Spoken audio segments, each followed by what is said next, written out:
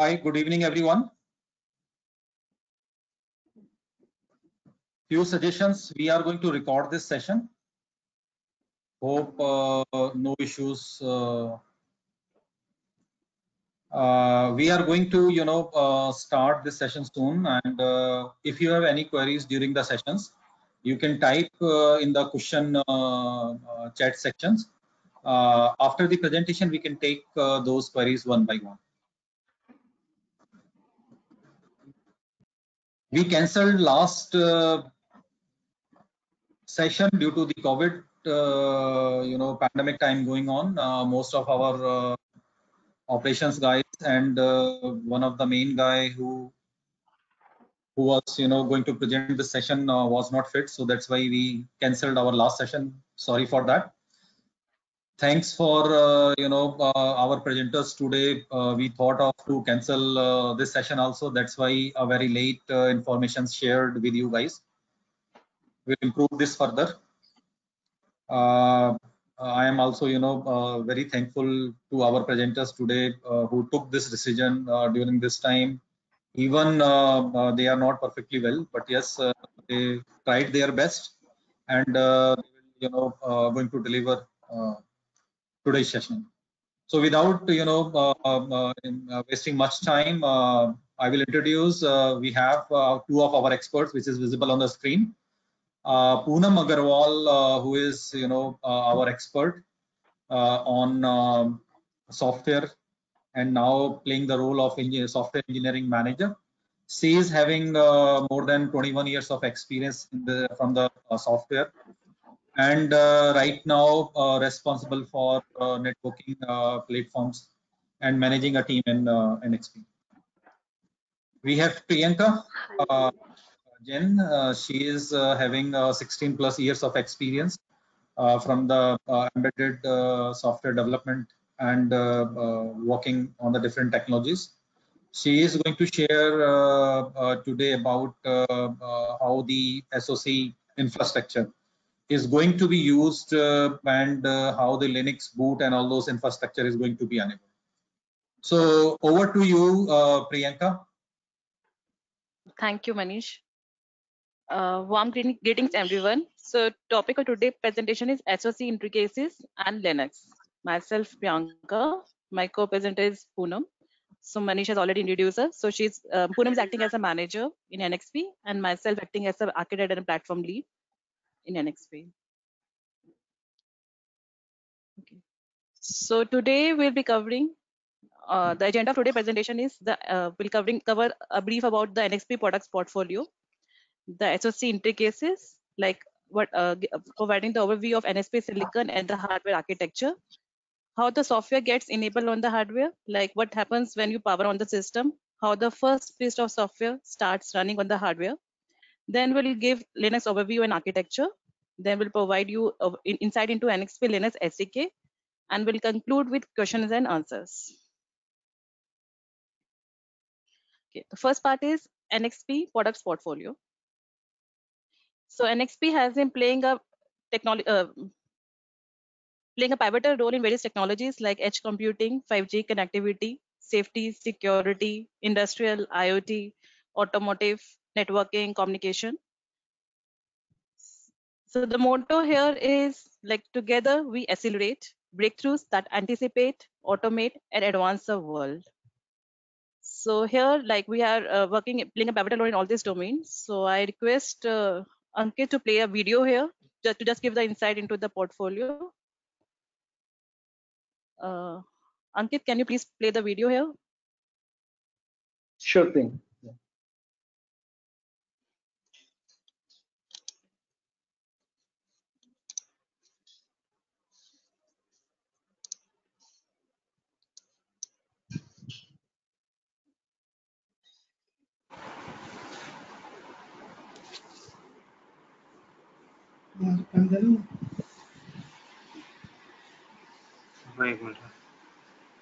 Pen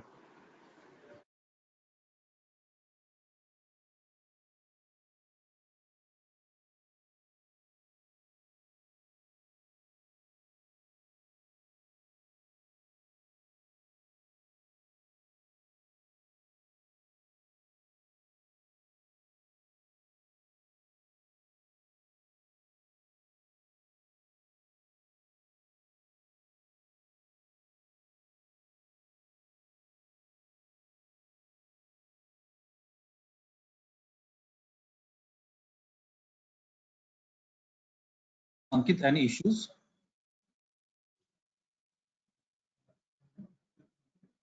No, Manish, I can see the video. I'm not able to see anything. Maybe. I can see. Okay. Poonam is able to. Perfect. Thank you.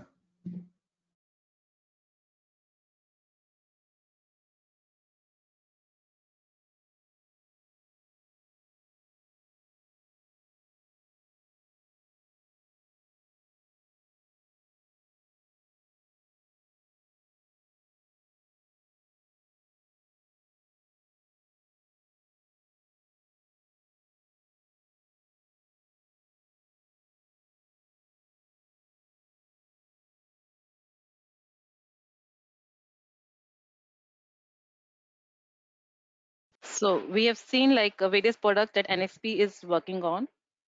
Let me share my screen again.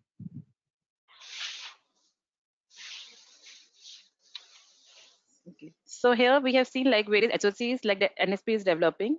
So SoCs are basically a bread and butter of any semiconductor company. So in this section, we will study like what is SoC and give an overview of NXP silicon and the hardware architecture. So what is SoC? What does SoC stands for? So like if you want to have a look at like by feel, so it is like a small chocolate bar, like a dairy milk small piece, like square in shape.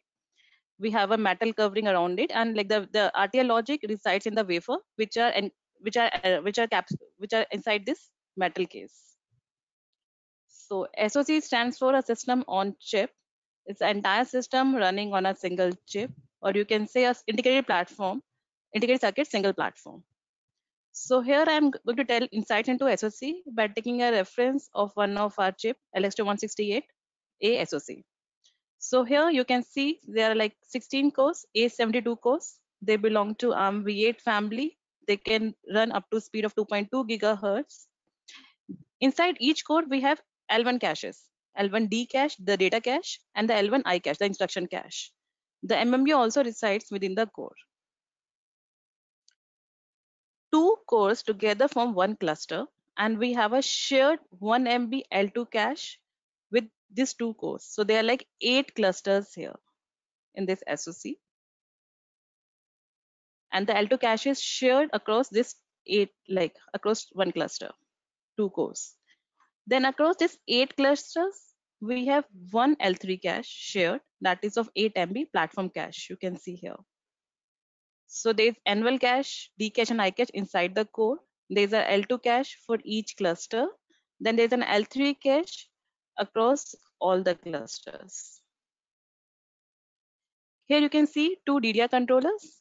So DDR controllers, like they basically connect this SoC to the memory part on the system, like a RAM or a DIMM to the system. So all this, like the L1 cache, the L2, L3 cache, the DDR controller, they form the MMU subsystem, the memory subsystem here. And how this various pieces like cores and like the various peripherals get connected with each other. So they all are glued together using an interconnect. For here, we have a CCN 508 interconnect. This is cache coherent interconnect. This is like this is our ARM IP. So we connect all these peripheral using the CCN 508. So all the transaction, like if you want to talk with a controller with a memory, all that through a core, the transaction will go through via this interconnect. All the IOs happen via this interconnect across any peripherals. Then we have interface control. Various interface controller. They are the low speed. Like you can see here the SD controller, the UART controller. The UART is basically to see a console IO on our system. The low speed I2C buses is there. So we can connect devices like temperature sensor, RTC to it. There is low speed SPI bus here. Then there are GPIOs like for LED time kind of system where you want to just do in or out. The JTAG for debugging purpose to connect the debugger here. Then you have USB controllers here. So all these are low speed interface controller. Then here we can see the PCI and SATA. These are high speed interface controllers. Then we have Ethernet controller. So it can support various speeds like 1, 2.5, and they can go up to 100 Gbps of speed. So all this is high speed interface. So all the translation of this high speed interface go via SerDes lanes. So there are 24 lanes to provide the parallelization and to provide the high throughput in this system. And like there you can see like MMU inside the code is for getting the transition from code to to DDR. But how do you interact like the DMA capable IOs without involving the code? So for that we have IOMU. So the Ethernet controller or like a PCI controller, they can directly talk to DDR via this IOMMU, and they can like DMA the data here. So the code is not involved. And then we have various accelerators like SEC engine and the data compression engine to accelerate the transactions. JIC V3, this is the interrupt controller here. So this basically facilitates the interrupt handling here. So you can see like there are the various ARM cores, there are various peripherals residing on a single chip. So we call this complete system as a single chip, and like all this is inside this square piece of, you can see, are residing inside this. So here you can see that we have talked about interface controller like DDR controller and this UART. So how they are actually set in a system. So we designed reference board to demonstrate the functionality. So here we have like if this is the LX2160 RDB, if I open the case, you can see the motherboard like this. So here you can see the fan. Under this fan, there is a silicon, the silicon that we have just talked in last presentation, last slide. So this is LX2160A SoC. We put a fan here to keep the temperature under control. Then we connect various peripherals on this board to transact to the controller on the SoC. So here you can see the USB port here. So this get connected to the USB controller inside the SoC. You have UART console here. So this again get connected to the UART controller inside the SoC. So here you can take the cable and attach to a system to see the console input output of like U-boot booting, Linux booting, and you can run various commands from that. This is a power supply space. Then we have DDR DIMM here. So you can see the DIMM part, or you can see the RAM. So they get connected to the RAM controller, the memory controller, DDR controller inside the SoC. So like you must have heard terms like upgrading the RAM. That means that we are just increasing the capacity of this DIMM part. The DDR controller inside the SoC is compatible across various type of DIMMs. You can see the Ethernet port here. So this like we have an Ethernet controller inside the SoC. Then we have some Ethernet PHYs on the board, which are connected to the PHY port, which can come out. So you can see the 1 GB Ethernet port here. There are 10 GB, there are 25 GB Ethernet ports. So they all get connected via Ethernet PHYs on the board to the silicon Ethernet controller. And you can see a SD slot here. Again, you can insert a SD card here, and this is getting connected to the SD controller inside the SoC. So NXP basically developed this kind of reference design board to demonstrate the functionality of the silicon, and this also as a reference solution for the customer to get enabled fast on this kind of SoCs. Okay. This give you a different view of the board architecture. So we have just studied about the LX2160 RDB. So here you can see this is a silicon, LX2160 silicon. Then you have various peripherals attached. This green part shows the various peripherals attached on the board, like Silicon Lab clock unit, the PHYs here, the Quencher PHY. Then you have DIMM here, the JTAG, the eMMC, which is mounted on the board, the FlexPy flash, which is again mounted on the board.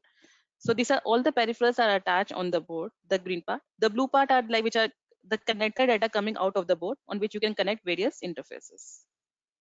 This gives you a summary of the interface on the board that are present. Okay, so we have just seen LX2, which is basically meant for the general purpose kind of use cases. Now I am giving you a view of a different baseband processor type of silicon SoC. So you can see like we don't have like ARM 72 like the complex cores here. We just have a small PowerPC based E200 cores.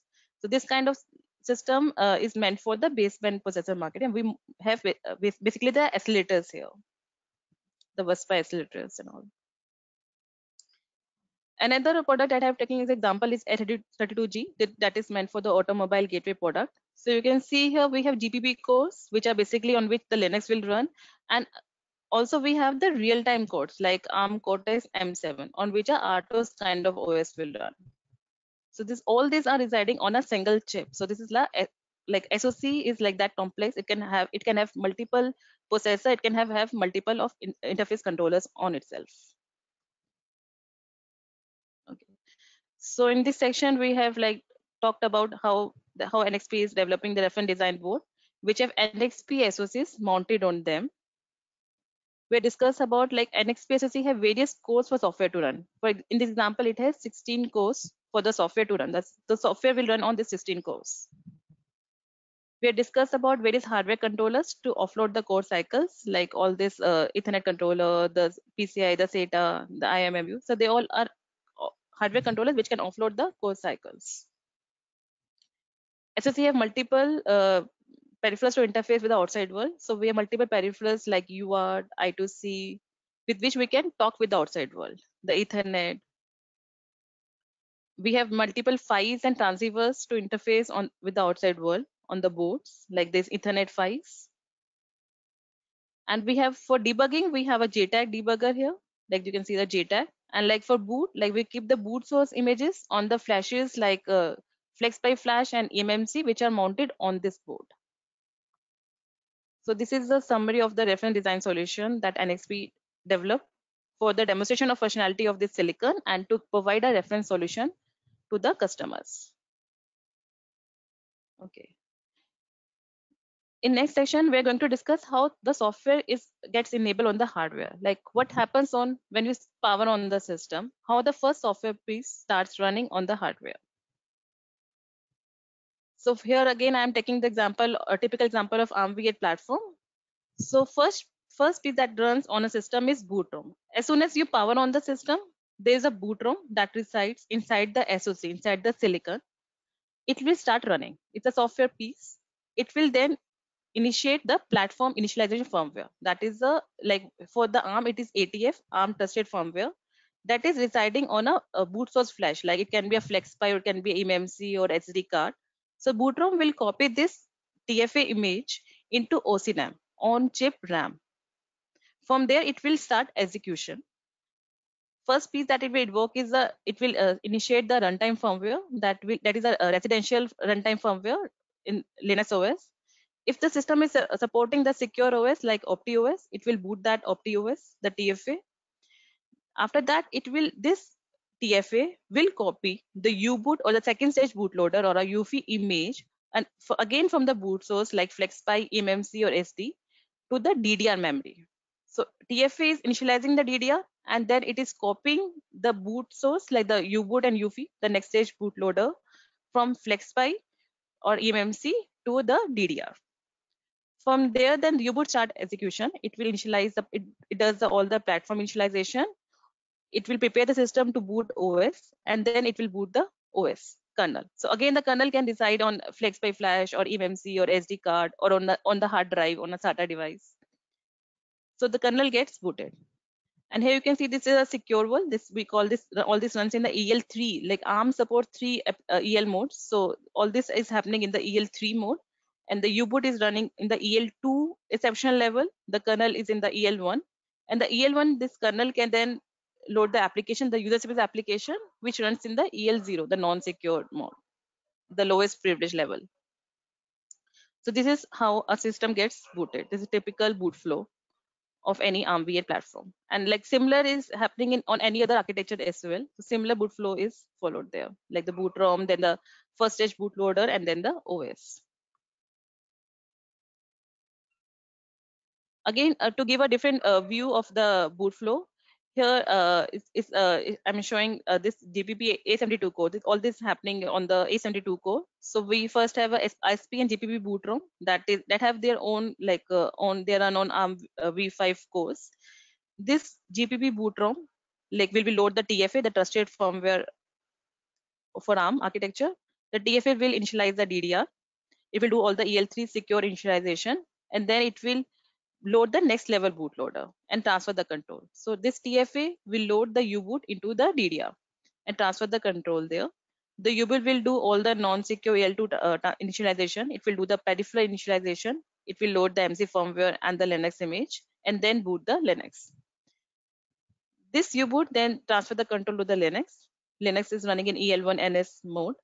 It initializes all the platform software and other interface, and it prepares the system to run any user space application. And any use case like RF driver and or the FreeRTOS gets booted here. Then it can run the user space application like DPDK. On some of the system, we might have some other course which needs to be initialized at initiated at the U-boot level, so they can also get kicked off here. So you can see like this OCRAM is on-chip RAM. So the DFA, secure DFA is running from OCRAM. Then you can see there's a DDR, and secure TFA and the non-secure applications like U-boot, Linux, and user space application are running from this DDR. Below is the view of FlexPy Flash. So you have like the initialization, the initialized configuration word that is being used by bootrom resides here. The bootloader, the MC image, these are all the management complex images here. Then the Linux and the root file system all are residing on the FlexPy Flash. So it can be a FlexPy Flash, or it can be any other boot source as well. Again, to trying to relate the boot flow with the board that we have just studied. So like the boot ROM, the first piece is this first piece, the boot ROM resides inside the silicon, which is LS2160A in this case. The TFA image, the platform init software, it resides in the FlexPy Flash. This is the second stage. The third is the U-boot. Again, that resides in the FlexPy Flash. This is the FlexPy Flash that is mounted on the board. Then we have the Linux and the rootfs. They also reside in this FlexPy Flash. So you can see all these pieces are residing inside the FlexPy Flash, which is attached to the FlexPy controller inside the silicon. And like you can have different boot sources as well. Like here we have eMMC 12 GB card. So that can also be used as a boot to keep all these images. Or we can use an SD card here. We have a slot here. We can insert an SD card with all this bootable images. So with this, I conclude with the boot flow, and I pass on to the Poonam for the next question. Poonam.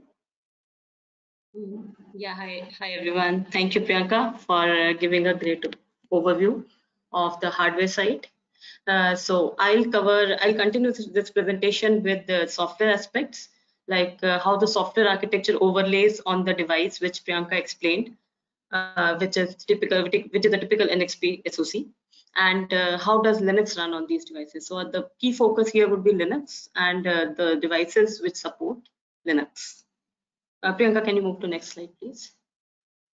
Okay, so this is again another view of the hardware architecture which Priyanka explained for LX2 SoC. It has got a A72 cores, GPP cores, which are general processing cores, high compute power, less 2.2 gigahertz, high frequency they can run at, a lot of huge caches and all that stuff. So they can do a lot of computation stuff. This SoC also has some E200 cores in the towards the left you see in the management complex, and towards the bottom you see in the AIOP block. So these are hardware accelerators which need some kind of firmware to be running on them, and they actually use very low configuration cores, I would say, which do not need any OS kind of thing. They need a firmware which can just keep on running a little bit of code. So these are the accelerators basically on which this E200 cores are mounted. Not in scope of this presentation. Towards the right, we see the SP core. This is again the core ARM v5, which is actually running the boot ROM. So from that perspective, we covered the cores. And now I would like to move to how the software overlays on this one. So Priyanka, can you click? Yeah, thanks. So I just tried to put the hardware and then how the software gets overlaid onto this SoC. Let's look at the topmost bar, which is actually pertaining to the GPP cores. So these are general purpose cores. Again, repeating myself.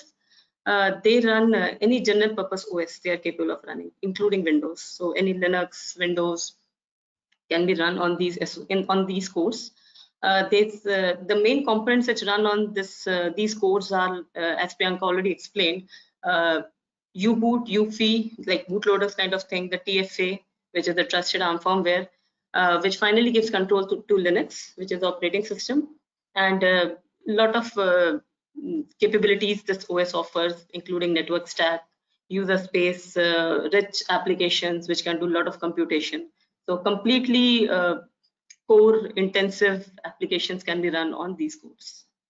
And most of the offloading, as Priyanka explained, will be handled by this AIOP, the MC. So these accelerators would handle the actual offloading kind of thing where the cores do not need to interfere. So I request Priyanka, we can move to the next slide.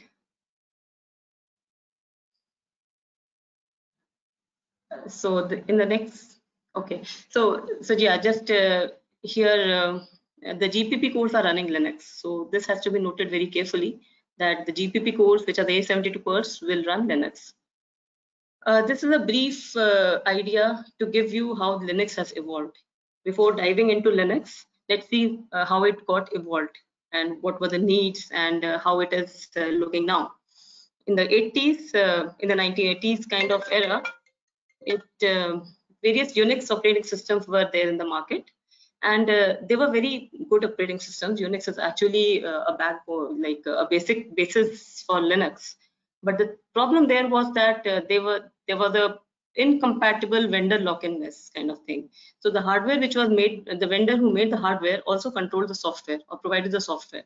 So it was very difficult for any user to port or to move to a new hardware without a vendor again providing him the BSP for that particular hardware, new hardware. So it was kind of a vendor lock-in mess, which we call incompatible vendor lock-in mess. In 90s, things changed. People started collaborating using the open source collaboration model. So communities came forward. They thought that instead of keeping things closed, let's open it out, so that everyone can collaborate. And we would have we build a strong ecosystem of software users, software developers, software companies. So this was a trend which got started in 90s, and Linux was one of the OS which came out very strong in this one, I would say. And in 2021, what happened is that it's a today's scenario where the Linux has captured almost the major share of all embedded markets. So this is the data here across the market segment. Public cloud workload, embedded supercomputers, smartphones, everywhere Linux has captured almost a lot of the market. So, and the trend is again going more and more. So this is how Linux got evolved. Now let's see how this Linux would run on an NXP device. Again, taking the example of LX2160 SoC. And Linux, which would run on A72 cores. So this is what the example which I'm explaining here is SMP Linux. So SMP Linux means because there are multiple cores, you would have noticed that it has got 32 cores, right? 16 cores, yeah, 16 cores. So that means that will there be Linux for every core, or the Linux would run on a single Linux would be able to run on all the cores? So SMP means that Linux is aware that there are more than one cores on the system, but it will handle all the cores. So it will schedule things on all the cores, but there would be single Linux image which would be running. So this is called like multi-core operating system kind of thing, which Linux here is. And the Linux is owning all the hardware here. And we'll see in the next slides how this complete hardware capability is exposed or provided to users via Linux. Linux high-level architecture. Let's look at this at we will look at high level, and then we will zoom in a bit, and then even more details. So towards the left, it's a high-level architecture. The amber boxes show the user space. So any OS has got two modes of working. Like it supports the user space, and it has its own kernel space where the OS is actually running. So I think you guys have already learned your OS concepts. You have learned the microprocessors in your academics, right? And you must have heard the things about memory management, the process scheduling, what all the OS does, how the microprocessors or the microcontrollers have, what kind of hardware they have. So all those things. So you will see all the things fitting in slowly in this whole presentation as we go forward. So coming back to the user space and kernel space, so any hardware offers various levels of execution. So as Priyanka explained, there were execution levels, right? EL1, EL2, EL3, secure, non-secure. So the Linux is architected in such a way that Linux runs in EL1, non-secure, and user space runs on EL0, non-secure. So these are the execution modes, and there are certain privilege differences between these modes. What is user space? So user space is any application. For if I talk about Linux, you guys must have already been using Linux systems. So any command you run on the shell prompt, right? ls, pwd, or a small tftp kind of application, or a scp. Those are all user space applications which are actually running in the EL0 mode if we talk about ARM-V8 SoCs. And then the kernel is actually, when the user types a command, this command actually flows through the kernel, flows through the glibc where it is shown here, and through a system call interface, it is serviced by the kernel. So there is an interface between user application and kernel, which is called a system call interface. So this is a very neatly designed architected interface, which allows the user to request any service from the kernel. It could be like, what do we say, print something. For example, you press the print button, for example. So you would like to invoke the printer and get the printout taken. So there would be a system call interface which will invoke the printer driver through kernel, and then the job, when it gets done, the user application will be notified. So this is a typical Linux system, how it works. Towards the right, a little bit zoomed version of the blue box, that is a kernel system. There's a system call interface which is same. I have not elaborated it more. The kernel portion, if you see the middle box there, kernel, towards the right, I've tried to make break it into more components. So one is a file system. So file system is very much required for any kind of storage. So any files, folders you want to store, you do a ls, for example, list. You see the files, right? So they are stored definitely there somewhere on the USB drive or on a SSD or on the SD card, as Priyanka explained. So it's all these are all files, so they have to be in certain format. So Linux supports multiple file systems formats, ext2, ext4, many. And the way and this is the fs file system block, which is actually handling all the storage requests to read or write the files. Process management is again a very important block in the Linux, because this is actually tracking everything which is going on the hardware.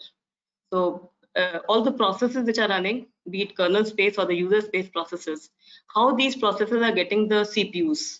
Like whenever something has to run, it needs to run on a CPU. CPU means A72, which we discussed, the GPP cores. So process management includes a scheduler. Scheduler, what it does, it schedules the processes based on certain logic to particular CPUs, so that that process can execute on a CPU. And this is done through mechanism like tick. There's a tick system tick which comes every time, and the scheduler gets invoked. It sees which are the processes in queue, and based on multiple algorithms, intelligences, it picks the process and assigns it a CPU. Interrupts is again a part of process management, because it is something when the system is running and a user needs the system to look at something, like a printer has encountered an error. It wants to notify to the system that I have some issue. So that is the interrupt, hardware interrupts which come, and those have to be handled by the software, and the user has to be notified. You sometimes see notifications in your system, right, about the hardware issues. Dispatcher is again similar. It's a process running on the core, and IPC is between the cores, the communication between the cores. Next is the memory management. Again, it is a very key block of any OS. So you are definitely would be very familiar with the OS concepts. And I would say this memory management is allowing, here the Linux memory management is allowing any user space application to run on its own virtual address space. So it is doing the it talks to the core MMU, configures the MMU according to the user configuration. It allows all the MMU capabilities like address translation, memory protection, isolation, all that stuff, swapping as well, because there could be more virtual memory needed and there could be less physical memory on the system. So at that time, Linux also supports a swap mechanism where it can put the data in the non-volatile storage like SD card, and which is the secondary memory, and the primary memory can have less data and it can bring it on demand. So those kind of things Linux supports. Last is the networking subsystem, which is there are many subsystems, but I've just for sake of example, I've taken a networking subsystem, which is basically in Linux how it is a TCP/IP stack, we should say, right? From above there could be a request like SCP, TFTP, whatever.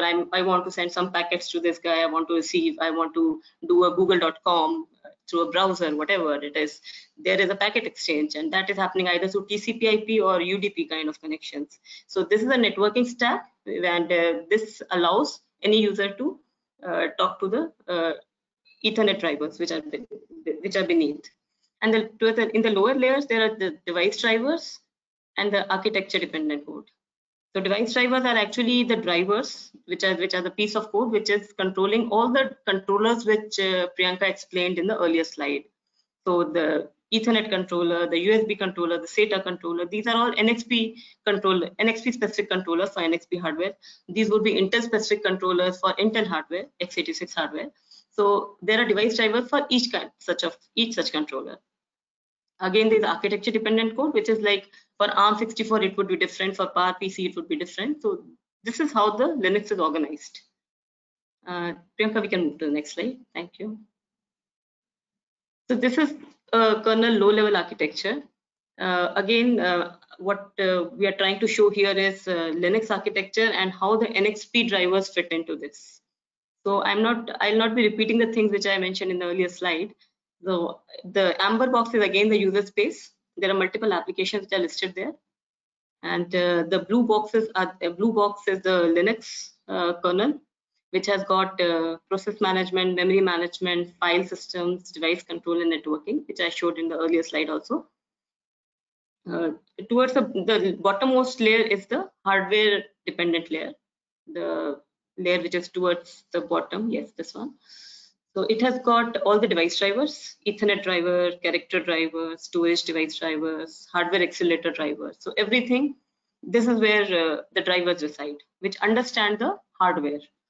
And towards the left here only, Priyanka, this is the architecture dependent code and the data structure. So every architecture has got its own assembly. Because you have learned, right, microprocessors.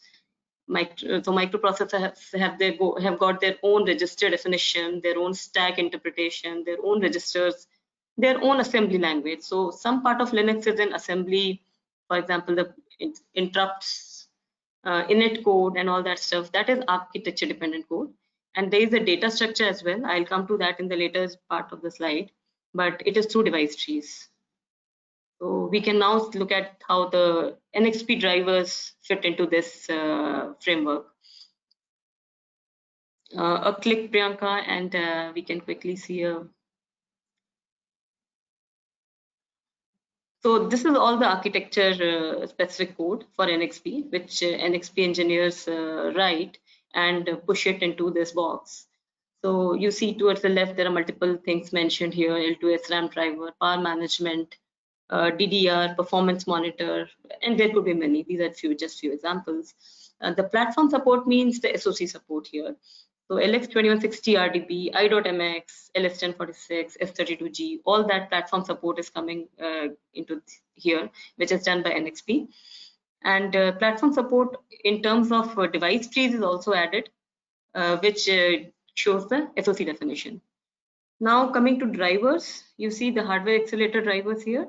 storage drivers, character drivers. So these are the hardware accelerator drivers, which Priyanka is pointing right now. SEC, PFE, DPA. So all these are hardware accelerators, which NXP hardware supports. And there are device drivers for each of them inside the Linux. Towards the right, the storage device drivers, they are like flashes, FlexPy, IFC, and USB. All these are storage devices, SATA, SDMMC. Character drivers are UART, I2C, serial kind of devices which require low speed CAN, LIN, all those kind of devices come under this category. And towards the right are the Ethernet drivers. Again, the NXP has got multiple Ethernet architectures.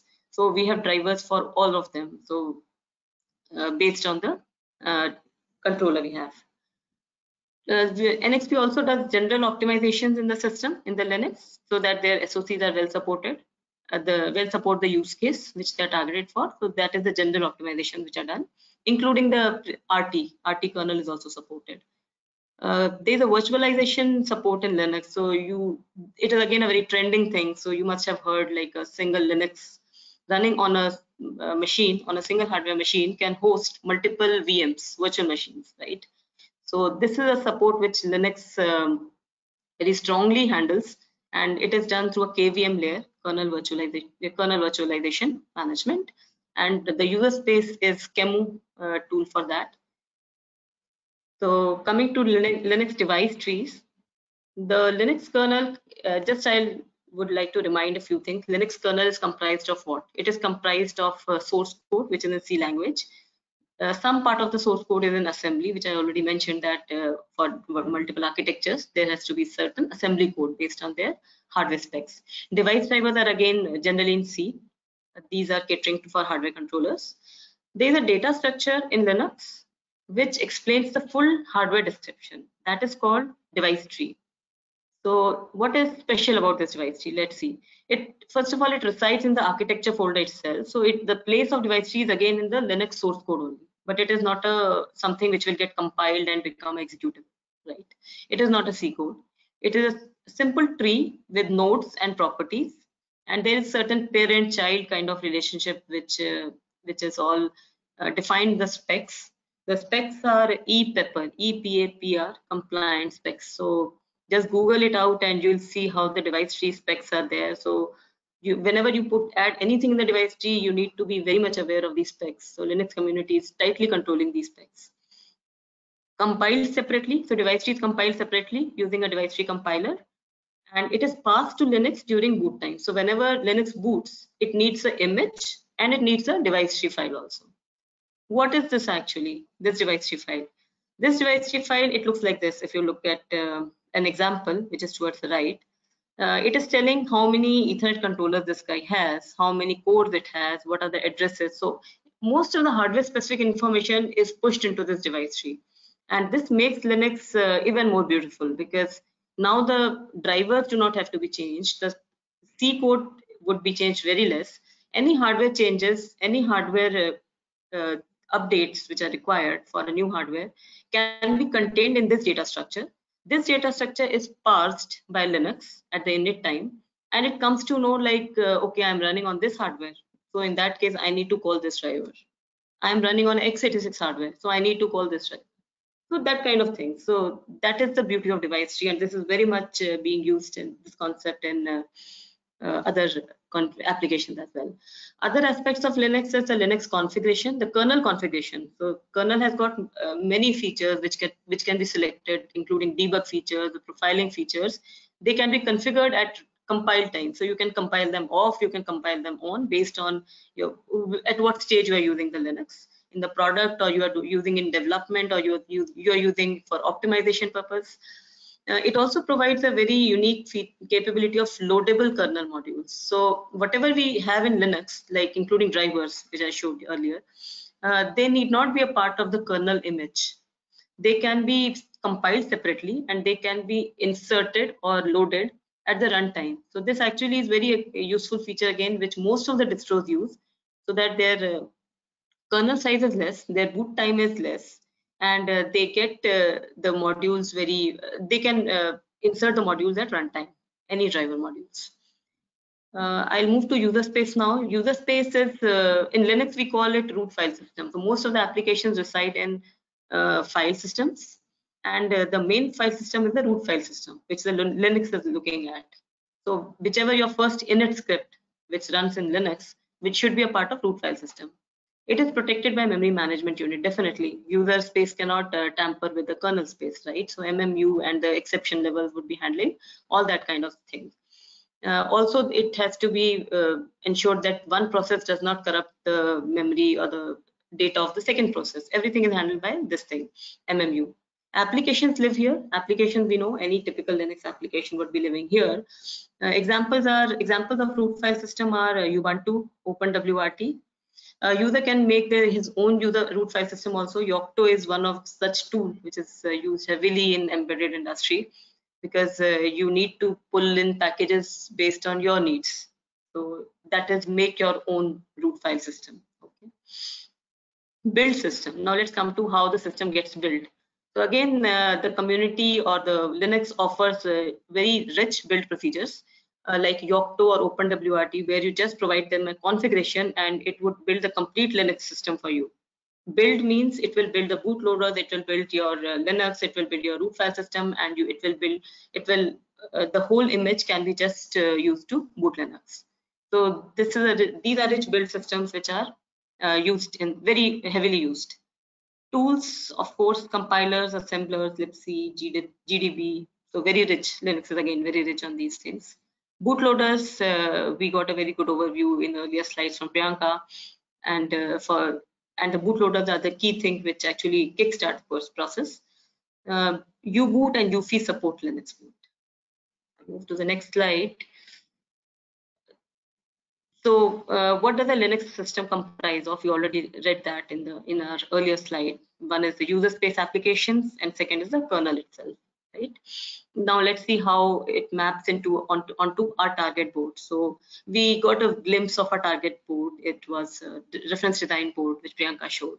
Now in the system memory, when Linux is running, what is actually running and where it is residing? Let's see that. So first is the user space. User space has got it is a root file system which has got all the applications, all the libraries, and so that is actually using the Linux, using the target memory on a running system. Now to the next is the Linux. So Linux will be also loaded into the DDR, into the memory.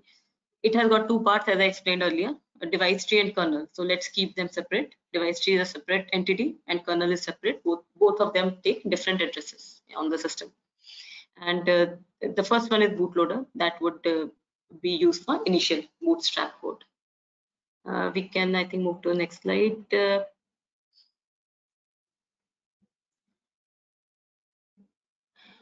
So this was a Linux introduction overview, Linux architecture idea, and I think you would be able to relate. You should be able to relate how you read your in your academics. You read the operating system and the device drivers, the MMU, and the process schedulers, and you were able to visualize how they fit in a box into a product. This is introduction to Linux distro. So what does NXP offer as part of Linux for its own devices? So what NXP does is it provides its own LSTK, which is Linux SDK, or we also call it Linux Factory. So this is the strategy for NXP in terms of enablement of Linux on the silicon. So towards the left, the figure is again like starting from silicon, which is the hardware, then the drivers, which is the hardware tightly coupled software, which is the lowest layer, then the OS, schedulers, APIs, and right up to the applications, right? And how do we invest? The NXP strategy is we invest bottom. We invest more towards the lower layers so that we provide a very solid base. We enable all the capabilities of our hardware. We optimize our lowest layer as much as possible so that the enablement of upper layers becomes easy. Now let's talk about, I'm moving to the right side here. On the optimized platforms, what are we optimizing? Silicon optimized software IP across all of our hardware devices. So we are optimizing the software according to the silicon. So there are various benchmarks, various testing which is done, stability, stress, everything, so that we optimize on every core cycle we have. efficient cores and peripheral initialization. Again, this is optimization related to, it is related to optimization. We are initializing the peripherals with the best configuration, highest performing configuration, fastest configuration, and the reliable configuration. Multi-core accelerators, heterogeneous platforms, all the things are taken care as part of our optimization strategy. Towards the vertical solutions, what we with the strategy is that complete solutions are in select application spaces. So we don't offer complete solutions for all the partners or vendors. That is done through specific partnerships, but a general Linux solution is available, and that can be updated. Any customer can change it or like play with it and make a product out of that. Application portability, the last point here is the application portability, which is very important. Again, key NXP software team's focus area, that the application should be portable across multiple silicon platforms. For example, I move from LX2160 to LS2088, so I should be able to run my same application on the same kernel. Imagine, same image, same application, it is running on a different hardware. So that is again something which NXP has a key focus. So this is a layered view of NXP LSTK, which is the Linux factory. We can start from the bottom, where NXP platforms are shown, where multiple series like Layerscape, LX, LA series, and there are multiple PowerPC series also which are supported in our platforms. Moving up, there are the blue boxes are showing the NXP portions of all the device drivers.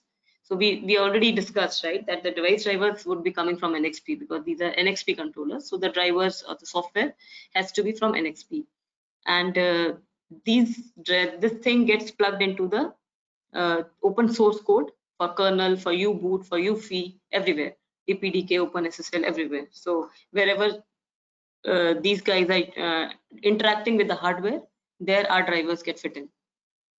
Apart from that, we have a rich set of NXP tools, which are very important for debugging, for configuring, for easy configuration, for profiling, and all that stuff. So again, a lot of investment there as well. For ease of use.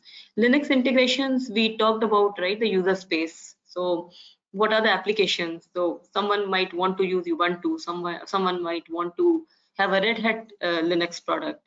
So, or someone might, for example, in automotive, they may want to have their own root file system with just their own set of applications. So that is all. This is how NXP LSTK handles it. Is that it provides a custom Layerscape SDK, which has got specific integrations. It also provides customer Linux, where the customer can have its own Linux. Yeah, and there are various other distributions like partner Linux is a concept where the NXP partners with some other partners and brings up the Linux solution together. Yocto, OpenIL, OpenWRT, CentOS, Ubuntu, these are all Linux distros which are adding a lot of value in the user space and providing their distributions to be used for multiple use cases. What are the solutions? Solutions are gateway, security, virtualization, edge compute. So there could be multiple solutions for which the product is being designed. So those are the things which actually differentiate what goes into this, which software will get into this product.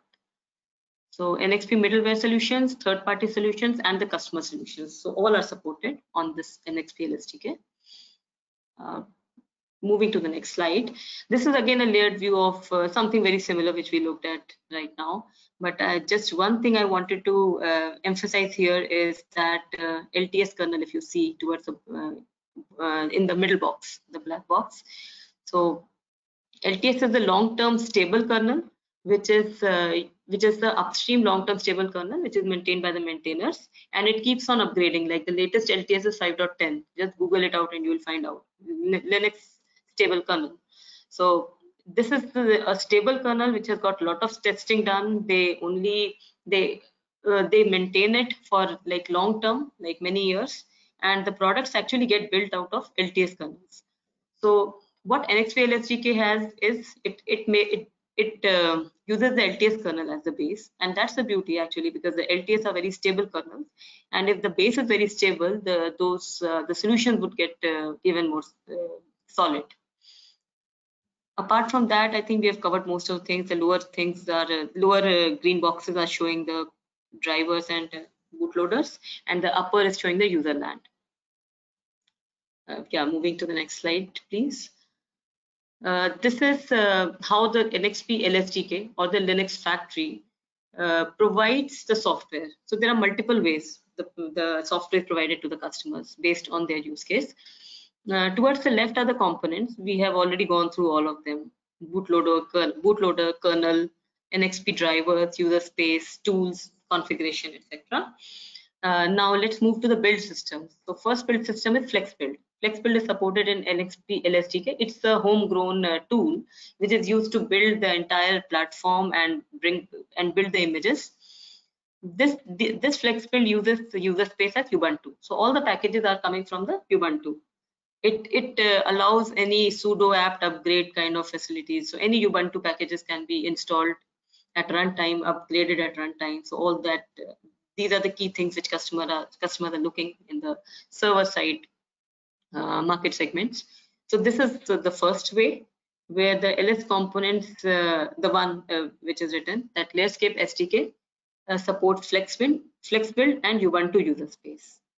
What is the second one? It's the customer build system, which is the customer can build it using Yocto. Yocto is a very build efficient tool in which you can select what packages you need, what user space packages you need, what kernel configuration you need. Everything you can select, and you can build the system and add your own applications and roll out your own Linux. So this is again something which is very much deployable. It is used in IoT, automotive. A lot of those areas are embracing Yocto, I would say, this kind of. So moving to the third one, this is OpenWRT or Buildroot, where OpenWRT packages. OpenWRT is another packaging tool and a distro kind of environment which Linux community supports. It is very much hugging to networking kind of applications, and it has got specific OpenWRT packages, the user space packages, which are very valuable or very efficient packages for networking side. So OpenWRT is also another thing which is supported in NXP LSTK. Moving to the right, we have listed all the packages and all the flavors of the distros. So Yocto, OpenWRT, CentOS, OpenIL, ONL, Canonical. So all these can be supported using the NXP LSTK.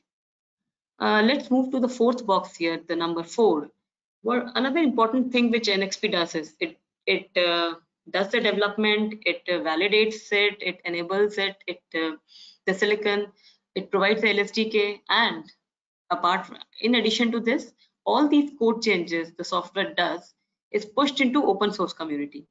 So for example, kernel.org for Linux, dengs.de for U-boot. You can find the TFA repository as well. It's there on GitHub. Just do a Google. So all the open source softwares are open source work is pushed back into open source repos.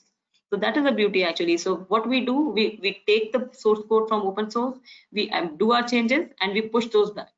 So that in that way we can always work at the bleeding edge of open source. The key points, just reiterating, all BSPs bundled into common SDK, same Linux version for all BSPs. So if all BSPs are on 5.10, for example.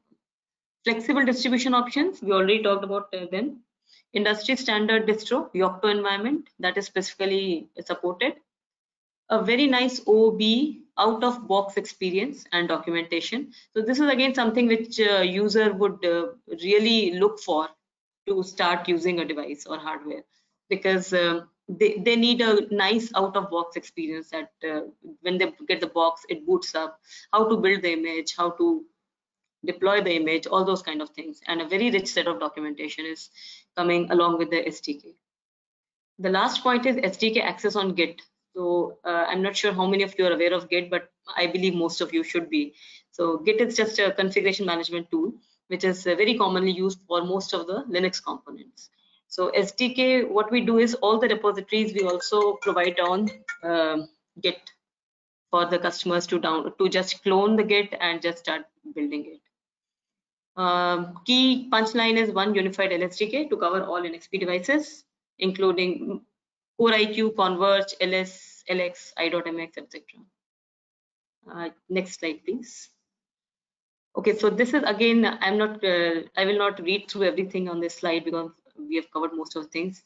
Just let us take a look at the setup here, which is the towards the right. So here what we see, one is the host machine, which is PC x86. Be careful while I am talking, just look at the figure. It is a x86 PC, which is a development machine on which you can actually build your images. Okay, you can cross compile. Build means cross compile because they have to run on some other target, and after that you can download those images into the board. The board is shown towards the right, that is the target board. How would you download? It would be either through Ethernet connection, right? The images would be coming through TFTP or FTP kind of things. Or if it is a completely new board, you might need something else like JTAG kind of connection. So to really put the bare images like bootloader kind of thing. Apart from that, there is a UART connection. UART connection will give you the console logs. And as soon as you boot up Linux, you will see Linux boot prompt coming, and then Linux booting up, and then you are asked to do a login. You just log in into the system. The Linux could be a GUI based also, which is the not command line option, not a command line configuration. But this is the minimal connection setup, which is interesting to know that what are the things which are connected to the board from the host machine. Moving to documentation, again, I emphasized, right, that the LSDK documentation is very rich. A lot of effort goes into making this documentation for the users, and users find it very useful. Customers are heavily relying on this documentation. So everything for every LSDK, it's like what is new in the SDK, what are the known issues, what are the tests conducted, what are the test reports, what are the validated features, what is not supported.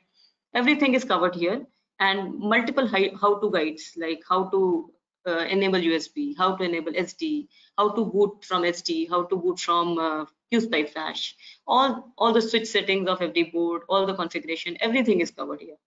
So this is a very rich user guide, and a lot of effort goes into it in every LSDK. Again, a very nice, very useful thing for the customers. We can move to the next slide. This is just a snapshot again for NXP Linux SDK on Git. So the NXP Linux hosts its repos on Code Aurora. So Code Aurora is the platform for NXP Linux SDK Git repos. So it includes U-Boot, TFA, Linux, OpenWRT, Yocto, everything. So all these folders are listed here. User can just do a Git clone. It can see the history. Git allows you to see the history and everything. So I've been speaking about Linux distros many times. Let's do a little bit peep into this. First, let me cover this slide, popular Linux distros, because this is something you would have heard many times. Ubuntu, CentOS, right? Red Hat, Fedora, Debian, OpenSUSE. There's a SUSE Tumbleweed, there's a SUSE other distros. So all these distros are all using Linux. These are all Linux distros. Distro means a complete set of bootloader, kernel, root file system, packages, everything. So that is a distro, which means a Linux-based product, which could be used on a generally it is for servers, for a desktop, for a router, or those kind of things. And towards the right is the NXP distribution, Linux Factory. And this is just to emphasize, like, the Linux Factory or the LSDK is a mix and a very nice mix of NXP components and the pass-through components coming from other sources. So the grays are the pass-through components which are coming from upstream or generally upstream. I would say generally 99% upstream components are coming, and the oranges are the ones which NXP is adding value and enabling the NXP devices. So I think we can move to the next slide, which is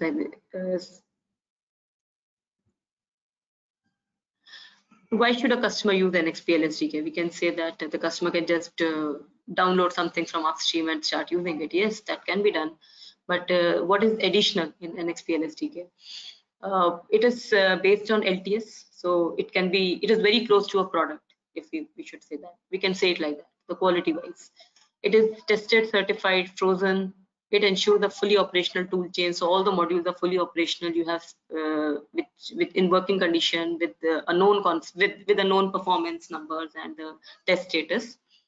The fourth point is that we provide our customers with a comprehensive starting point. So this is a very comprehensive starting point, which is very reliable for anyone to start their development on NXP SoC. Otherwise, things would be like could be like go haywire sometimes.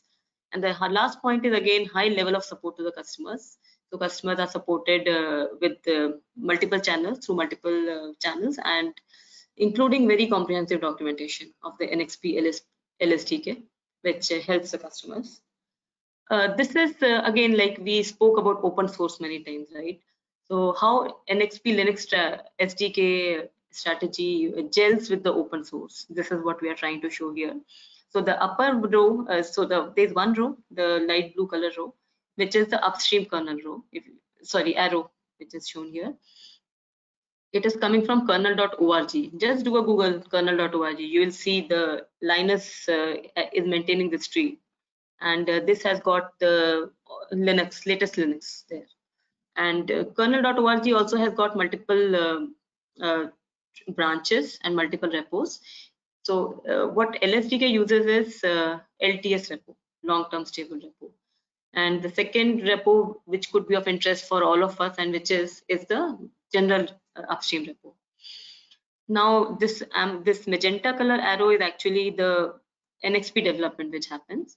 So this is a typical LSTK cycle, development cycle, where we take the base from the LTS, right, towards the left. This is the green arrow.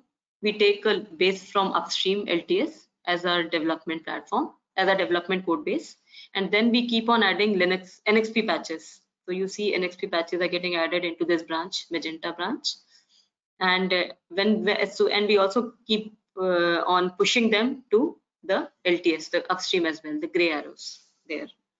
So most of the things sometimes happen on parallel. Sometimes upstreaming is done a month later. So it all depends, because upstream is a little bit not very deterministic. But what we do is we made a release here. You see here this one, code freeze and a release. And after this release, we pick the base for next LSTK as the next LTS. And before that, we have pushed everything we did into the LTS branch. Now, what we get in next LTS is actually we don't have to pull everything we did in this purple arrow back in the next LSTK, because we have already pushed everything into the upstream. So this is how we believe in upstream. Our customers believe in upstream. It reduces a lot of effort, and that is the best part of upstream. What's in it for us, for you guys? What you have to do here? So we are a part of software enablement team.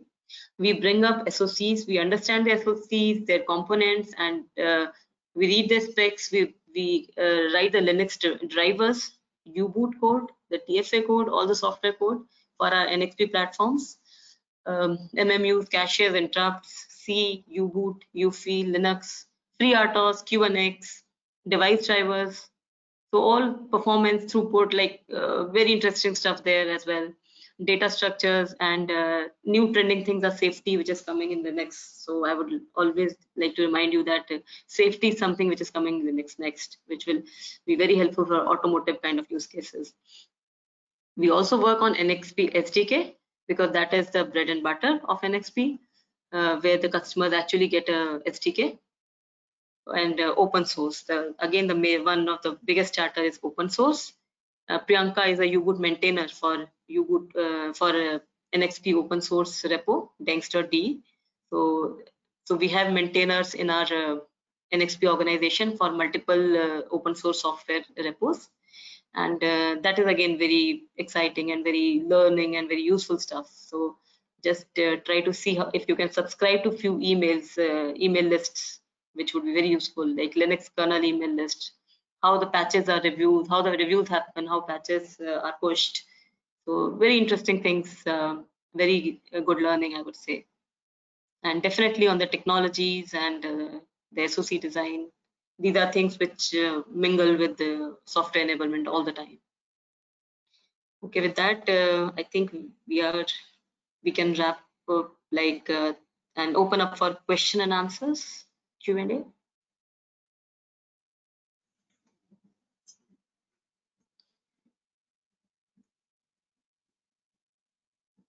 Thanks, Priyanka, Poonam. Good insight into the SOC architecture, different major blocks which are going to run based on the software architecture and all.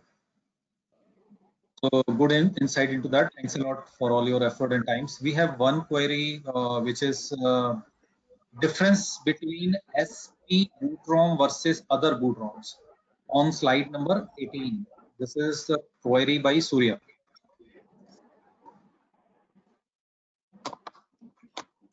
Priyanka, you want to take this?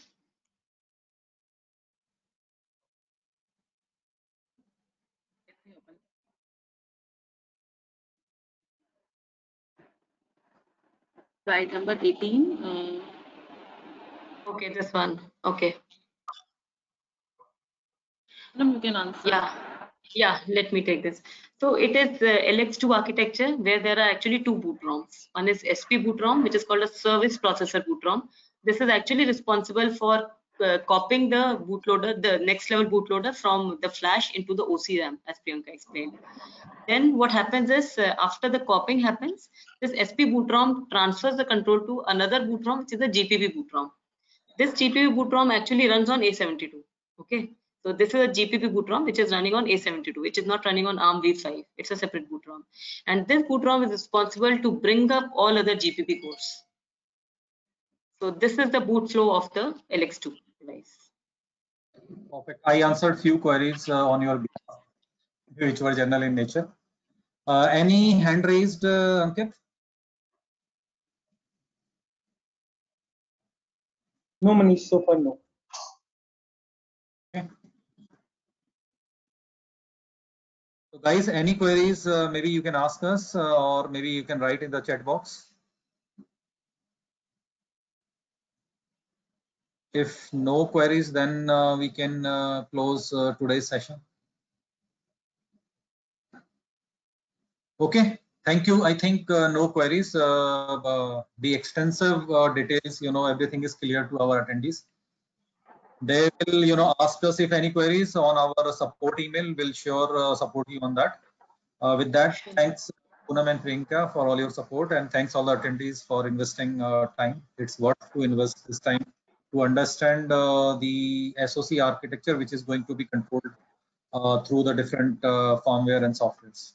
Thank you. Thank you, everyone. We'll meet next session, which is next month, first Tuesday.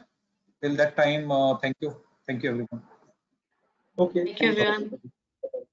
Stay safe. Bye-bye.